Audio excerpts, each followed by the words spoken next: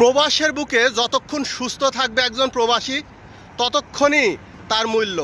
অসুস্থ হলে তার কোনোই মূল্য নেই ফোরম্যান, ম্যানেজার কিংবা মালিকের কাছে। এমনও হয় অসুস্থতার কারণ কিংবা বয়সের কারণে এক্সিটেও পাঠিয়ে দেয়। অসুস্থ হয়ে গেলে আহা করার লোক নেই।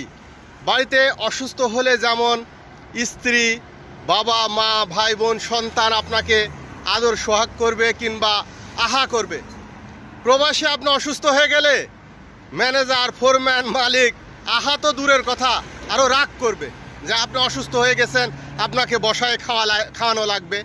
হয়তোবা আপনি কর্ম যেই স্থানে করেন সে কর্মটা হয়তোবা বাদ দিয়ে 1-2 দিন ছুটিও কাটানো লাগতে পারে। এই জন্য আপনার উপর অসুস্থ হলে আরও রাগান্বিত হয়। এই হলো প্রবাসীদের জীবন। ভালো থাকবেন সবাই।